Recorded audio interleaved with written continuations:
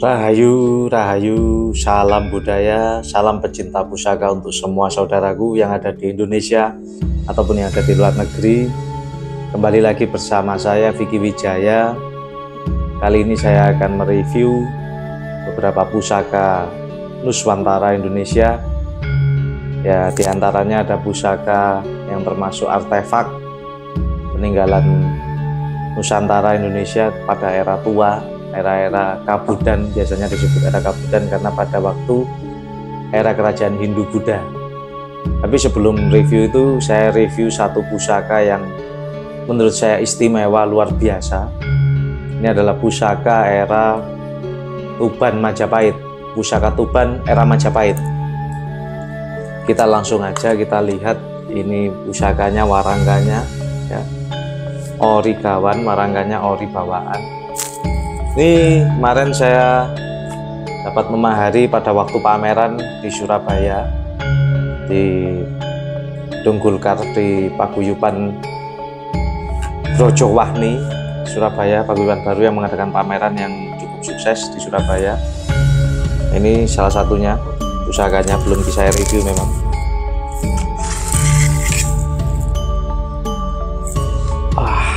Ini adalah pusaka yang sangat luar biasa, indah saudaraku.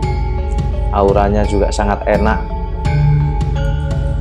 Kita lihat di sini dapurnya adalah keris dapur lurus, dapur tilam mupih, karena di sini ada pijetan, kemudian di sini ada tikel alis tanpa tingil, tantingannya sangat ringan, pamornya termasuk deling, halus, neutro, dan sepuh. Kenapa ini saya bilang pusaka yang istimewa? Menurut saya ini kelasnya kelas Kanjeng Kiai.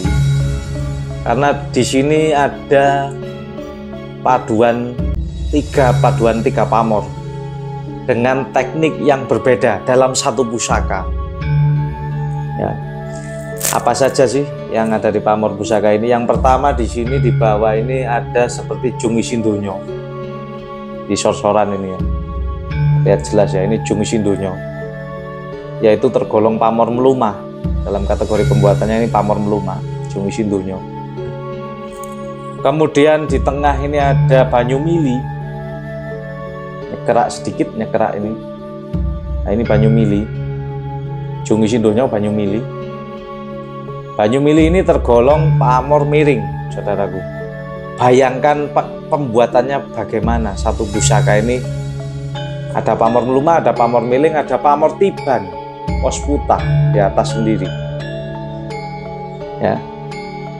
Dalam satu pusaka ada 3 jenis pamor yang notabene pamor itu mengandung tuah filosofi kerejekian, berkah.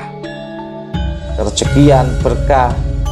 Banyu Mili ini juga ada yang menyebutkan ya mirip-mirip pamor ini ya, adek banyak ya, karena ini lebih dari 3 biji, bisa dikatakan ini pamor adek sapu juga bisa. Jadi ada tuah, bukan cuma tuah kerejekian, tapi juga tuah perlindungan, menyingkirkan masalah. Tapi yang mau saya katakan, ini pusaka ini adalah buatan empu utama yang pasti pada era Majapahit, buatan empu utama di Tuban, karena besinya, pasikutannya ini adalah keris Tuban ya.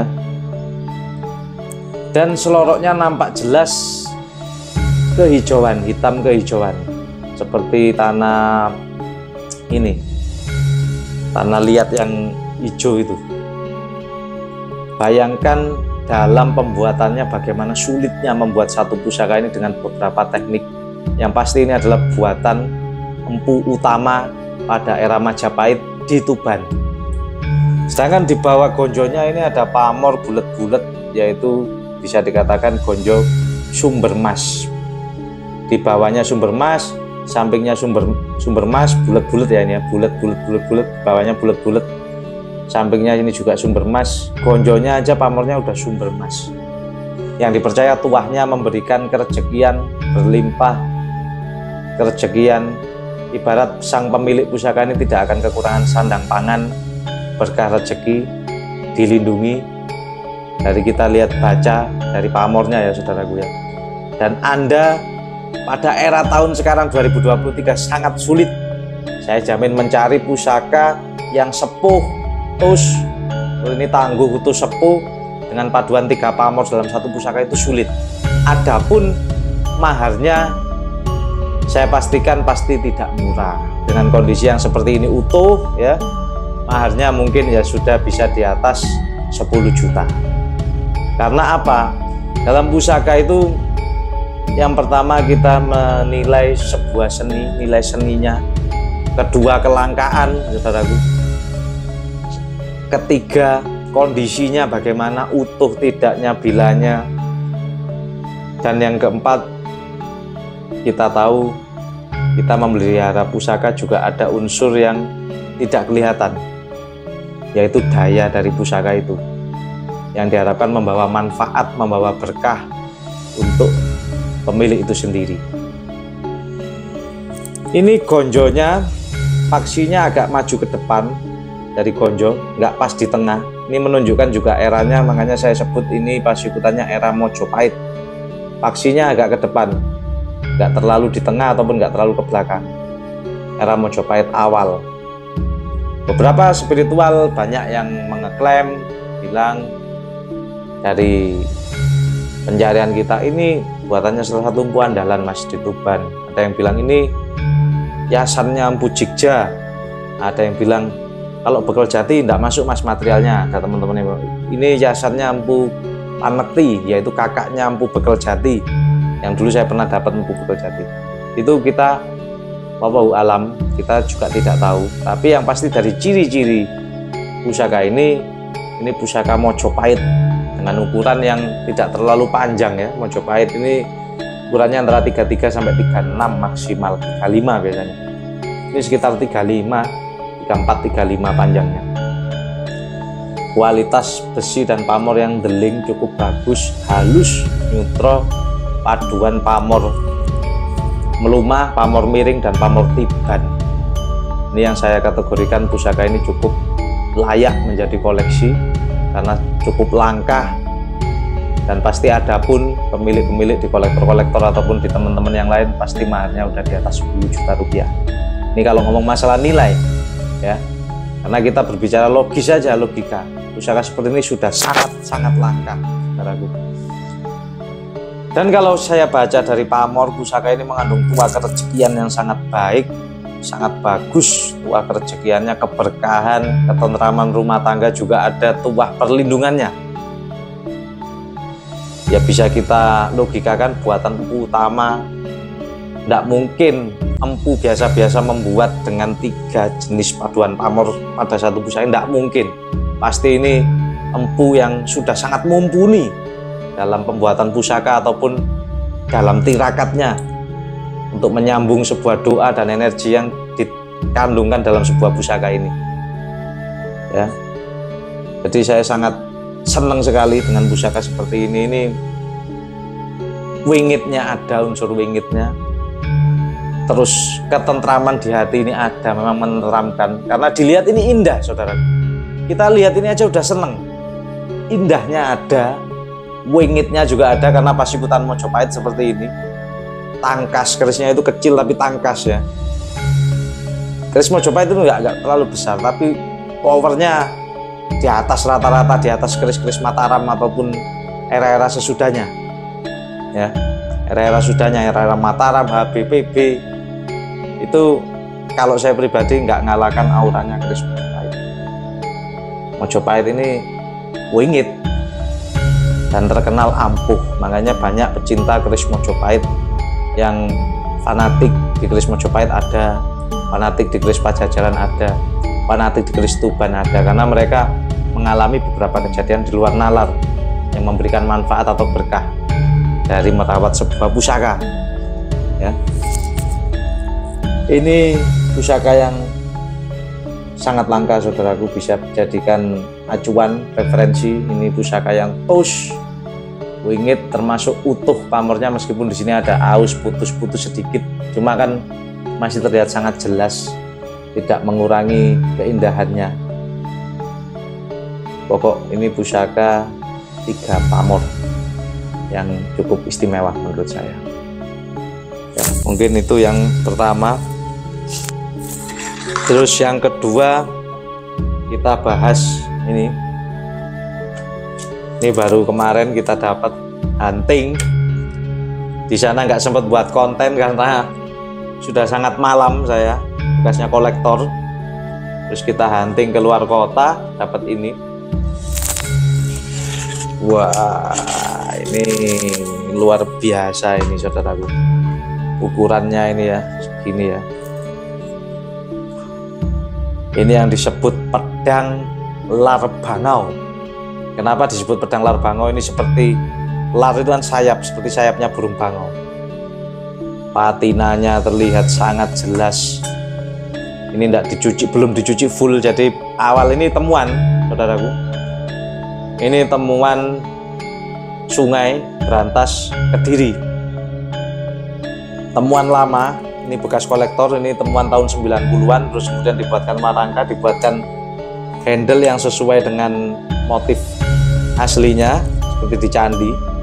Beberapa pendapat banyak mengatakan awal dulu ya, oh itu pedang Tartar era Cina, tetapi setelah ditelisik lebih lanjut, ini adalah pedang asli Nusantara, pedang tertua. Anggo era pedang tertua di Nusantara, di Indonesia itu pedang lar bangau seperti ini. Ya modelnya macam-macam, ada yang ada tanduk, di sini ada seperti tikel alis, terus ini ada sogokan di sini ya, ini ada sogokan, tikel alis, sogokan, terus kemudian keruwingan sampai sini. Ini keruwingan, sini ada keruwingan seperti di Jalak Budo ada keruwingan, ini ada sogokan, ini ada tikel alisnya di sini, cikalnya pedang. Disinyalir pedang lar bangau adalah cikal bakal dari pedang suduk yang ada di era Mojopahit maupun Mataram. Sedangkan pedang lar bangau sendiri kita lihat ada di Candi Penataran, itu ada relief orang yang memegang pedang seperti ini bentuknya, yaitu pedang lar bangau khas Nusantara. Jadi kalau kita lihat sepertinya pedang lar bangau itu memang dipegang oleh para pemimpin penjaga ya, seperti jenderalnya, penjaga-penjaga. Pedang ini tergolong langka saudaraku. Biasanya temuan-temuan itu ya kalau Jalak Budo masih nemu, petok itu masih nemu. Kalau pedang biasanya setahun belum tentu dapat. Orang-orang cari di sungai. Sungai Musi pun juga ada pernah menemukan lar bangau maupun katga. Nah, berbicara pusaka temuan itu pasti banyak pro kontra dengan teman-teman. Karena ada yang bilang, oh itu pusaka ditanam, ditaruh dulu di sungai, nanti digali lagi. Ya itu karena Anda mungkin ngopinya kurang jauh, tidak mau belajar. Memang ada keris, petok, ataupun pedang yang prosesan atau besi yang sengaja diproses, dituakan, memang ada. Tapi tidak semuanya saudaraku. Kalau Anda tidak terjun langsung ke hunter-hunter pencari, tidak pernah ikut cari langsung pusaka temuan, Anda jangan langsung asal ngomong seenaknya, karena barang-barang ini barang-barang yang otentik, dan kita berbicara pusaka temuan kita banyak dasarnya.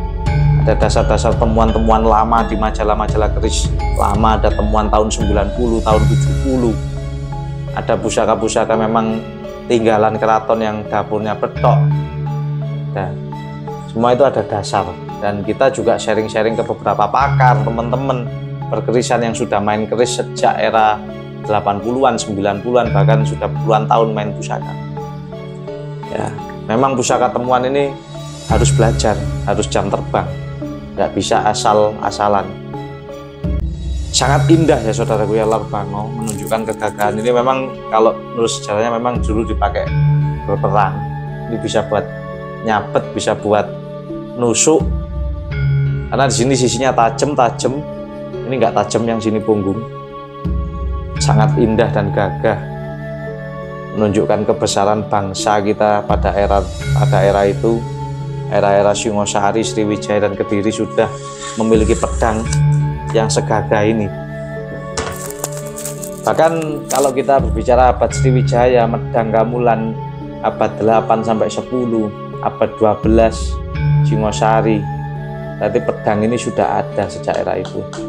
Kalau kita lihat material besinya ini membatu, ini eranya perkiraan teman-teman ini era Kediri. Pedang ini ada era Kediri, antara Kediri sama Singosari. Kalau Sriwijaya lain lagi, besinya beda, pasikutannya beda lagi. Sriwijaya beberapa kali ditemukan juga di Sungai Musi maupun Sungai Batanghari. Ya. Kalau patinanya ini masih otentik, ini cuma di minyak WD aja, jadi untuk merontokkan patinanya itu di WD 40 untuk mematikan karat, saudaraku.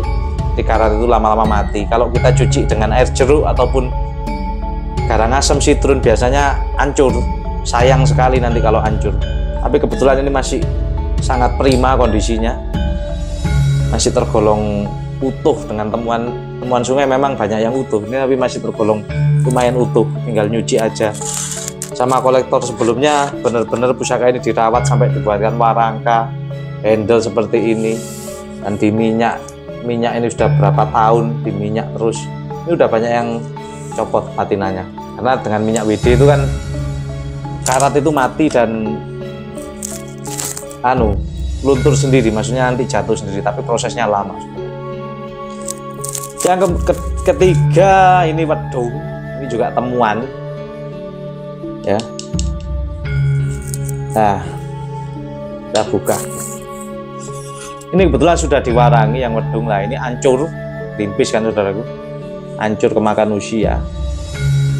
Ini juga era-era Kabudan. Kalau kita lihat besinya, korosinya, ini eranya era-era sebelum Singosari, antara Kediri atau Medang, karena sudah sangat tipis juga, dan karakter besinya seperti ini, sangat membatu, tapi tempat lapisnya masih terlihat di punggungnya sini.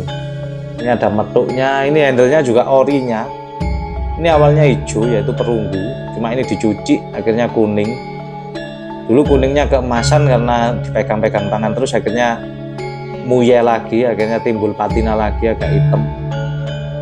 Nah, wedung ini dari dulu adalah dipercaya pusaka yang sudah pada era tua, karena wedung sendiri itu kan kalau kita lihat fungsi bukan cuma untuk mengiris daging, mengiris bawang, tapi juga sebagai pusaka tanda, pusaka yang bisa membawa berkah, untuk tambahan pusaka pelengkap upacara juga, seperti itu. Jadi wedung ini kan karena filosofinya adalah untuk memotong, bisa multifungsi, untuk nusuk, untuk apa saja bisa. Ini termasuk pusaka tindih saudaraku, karena eranya era tua. Dibuatkan warangka sama pemilik sebelumnya. Handle-nya ini, dalamnya ini kayu apa, kita juga belum paham. Cuma ini pusaka tindih yang auranya bisa meredam pusaka-pusaka yang lain. Ya mungkin kalau orang tidak paham untuk pusaka temuan pasti kurang menghargai dan menyepelekan. Sedangkan seperti ini pusaka temuan, meskipun gerowak-gerowak seperti ini, nilai sejarahnya dan nilai historinya, bahkan nilai seninya, tempanya, kita mempelajari, kita terkagum-kagum melihat. Banyak literasi-literasi yang ada, Anda boleh browsing di Google, YouTube, monggo silakan. Bahwa pusaka-pusaka Nusantara ini tidak main-main dalam membuat pusaka. Seperti pedang Larbango seperti ini. Anda cari, kalau mau cari yang sepuh, tidak dapat. Anda kalau cuma menyediakan uang 3 juta, 2 juta, tidak dapat, pasti dapat yang baru proses. Tapi bisa dibedakan, bisa dipelajari secara patina, patinasinya, jenis besinya itu berbeda. Yang ori seperti ini udah langka sekarang. Adapun di kolektor-kolektor ataupun di teman-teman ya udah maharnya. Kenapa mahal? Karena langka, gitu loh. Langka dan ori. Yang ori itu yang sulit. Jadi tidak semua pusaka itu, kalau Anda pengen dapat pusaka murah tapi bagus, ya Anda harus cari sendiri di desa-desa ataupun Anda cari ke sungai-sungai. Yang terakhir ini sangat lucu, tapi ini semoga bisa mengedukasi teman-teman ya. Ini barang ori ya. Anda mungkin kalau tidak paham ini, Anda kira ini mainan dan suatu kebodohan. Tapi kita nanti saya cantumkan di sebelum saya membahas ini ya. Karena ada di negara mana itu ada. Nah, itu di negara itu ditemukan gunting tertua. Gunting tertua yang usianya 2300 tahun, bayangkan. Nah, jadi gunting ini sudah ada 2300 tahun yang lalu, itu sudah ada. Nanti saya cantumkan literasinya. Ini adalah literasi gunting yang ditemukan di Jerman yang usianya diperkirakan 2300 tahun yang lalu. Dan ini otentik, data-datanya ada dan ini hanya sekedar untuk edukasi. Jadi jangan mudah mengatakan barang temuan ini palsu, KW. Ini cuma sebagai analogi. Jadi ya juga buat apa juga kita memproses gunting terus kita mau jual. Jadi ini hanyalah analogi edukasi untuk pemahaman bahwa memang ada peninggalan-peninggalan Nusantara seperti pusaka yang memang original temuan ataupun benda-benda lainnya seperti benda-benda kudik, wedung, gunting yang original itu ada. Jadi nggak bisa asal ngomong, kita ngomong ngawur ya teman-teman. Soalnya ya temuan cuma gunting, besinya besi sepuh Kabudan. Ini bukan besi baru terus kita proses, kita tanam setahun kita bongkar, bukan. Nanti detailnya ini saya buka, kita akan video. Ini gunting ori temuan yang disimpan juga oleh salah satu kolektor itu. Kolektor itu kebetulan fanatik pusaka-pusaka temuan. Jadi saya ngambil larbango, ngambil wedung ke beliau, ambil ini unik. Nah ini tidak mungkin saya jual, buat apa dijual? Kayak gini ya buat tanda aja, bukti bahwa ini ada gitu loh. Karena banyak dalam waktu-waktu dekat ini banyak orang-orang yang ngomongnya ngawur. Apa itu? Pusaka temuan yang di sungai itu pasti tanaman baru. Itu karena Anda ngopinya kurang ado, Mas, kurang jauh. Coba langsung turun ke Jombang, Berantas, ke Bengawan, Solo, cari ke antar-antar temuan, cari teman di Palembang, di Sungai Musi, dan lihat patinanya, bedakan yang ori dengan yang enggak. Anda kalau enggak paham ngomongnya pasti ngawur. Ini pun pasti Anda ketawain, gunting kok bisa direview sama Vicky.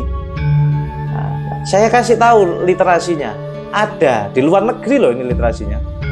Ditemukan gunting itu umurnya 2300 tahun. Makanya dalam bertosanaji, dalam berpusaka itu ayolah belajar bersama, lihat referensi yang ada dan kita pelajari secara objektif materialnya bagaimana, terus sumber-sumbernya dari mana, referensinya dari mana. Ayo belajar, jangan asal ngomong ngawur. Oh itu keris palsu, ibaratnya betok, ndak ada betok lu, ndak ada betok yang ada kembang kacangnya. Itu Anda kalau ngomong kayak gitu diketawain orang sepameran, Mas. Anda harus datang, makanya ke pameran pusaka-pusaka datangi terus, ndak update Anda ketinggalan. Anda lihat koleksi punya almarhum Bapak Hengki, ada betok temuan Sriwijaya, ada kembang kacangnya. Itu tos original. Kalau ngomong itu proses, ya diketawain Anda. Makanya belajari Anda kurang, ngopine Anda kurang. Jadi jangan cuma asas nyeplos ngomong. Ada keris temuan Luk Singosari yang Luk berapa itu ada. Saya pernah review kok. Bahkan saya pernah review salah satu jalaknya Sriwijaya bekasnya almarhum Pak Hengki. Itu temuan tus Musi, temuan lama. Dan ditemuan di Musi sampai sekarang ini kadang-kadang kan ada di bekas kolektor. Kalau enggak gitu emang dari temuan. Betok yang ada kembang kacangnya itu ada, dan itu tus, bukan tanaman 2 tahun 3 tahun. Kita pelajari secara objektif materialnya, serat tempanya, serat tempa lapisnya, tetap bisa dibedakan. Jadi ngomongnya harus hati-hati. Makanya kita dalam bertosanaji, dalam berpusaka itu kita itu seharusnya menurunkan ego kita untuk mau belajar terus. Kalau Anda sudah merasa diri Anda pintar cukup, itulah puncak kebodohan Anda aslinya seperti itu. Karena dalam dunia pusaka tidak ada yang pintar. Kita terus belajar, update, belajar terus, belajar lagi, sharing terus. Itulah fungsinya kita banyak ke pameran, ngobrol, teman-teman pameran kita tahu update-nya pusaka-pusaka.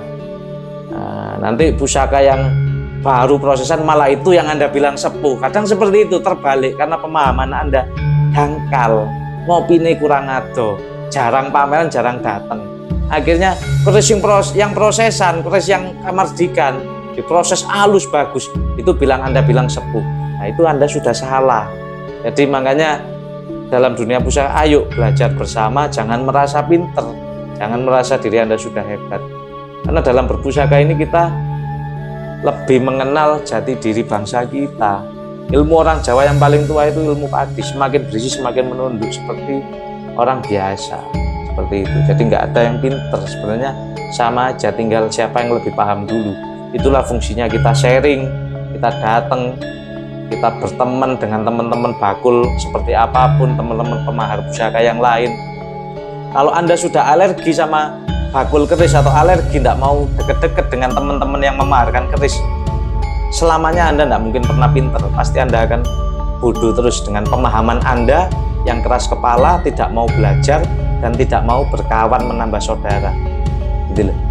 Jadi itulah fungsinya silaturahmi, itulah fungsinya banyak kawan, banyak teman. Kita sharing, kita tanya, kita belajar. Makanya belajar terus, seumur hidup itu belajar terus isinya. Gak ada orang yang pinter. Kerasnya ulama pun, kiai, pendeta, ataupun resi, itu seumur hidupnya beliau belajar untuk mengendalikan diri, menurunkan ego lagi. Nah, maka dari itu pusaka Nusantara ini adalah barang angker, barang yang luar biasa. Kalau Anda tidak paham, mengendalikan diri Anda aja sulit, apalagi mau mengendalikan pusaka leluhur bangsa yang notabene ini dulu bukan dipegang orang sembarangan. Mungkin kalau Anda banyak uang, Anda bisa beli pusaka bagus-bagus banyak, tapi Anda belum tentu bisa mengendalikannya, gitu loh. Belum tentu Anda paham, karena Anda tidak menerapkan filosofi, tidak menerapkan ajarannya.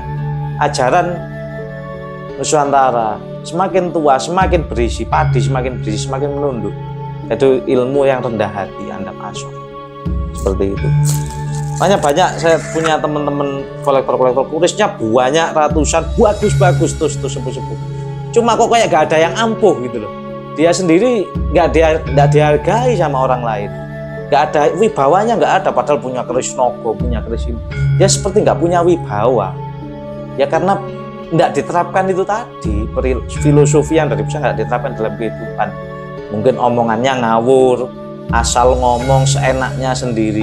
Ya mana mungkin dihargai orang kalau dia nggak bisa menghargai orang, seperti itu. Jadi itu harus kita pelajari dulu, baru semuanya nanti akan ikut. Mungkin itu yang bisa saya reviewkan saudaraku. Jangan lupa di akhir video pasti akan saya detailkan ini semua pusakanya untuk edukasi pemahaman. Oh, ini yang dinamakan serat tempa, ini yang dinamakan besi sepuh seperti ini yang dinamakan barang ori seperti ini. Nah, jadi kita melestarikan, merawat dan meramut pusaka Nusantara. Kalau bukan kita siapa lagi? Agar anak cucu kita tahu hebatnya pusaka Nusantara sejak era Nusantara mbah-mbah kita dulu, dan agar tahu bahwa ini barang-barang yang original, yang sepuh seperti apa karakternya. Kita pelajari terus. Mungkin itu, kurang lebihnya saya mohon maaf. Terima kasih sudah menyimak saudaraku. Rahayu, rahayu, salam budaya, salam pecinta pusaka.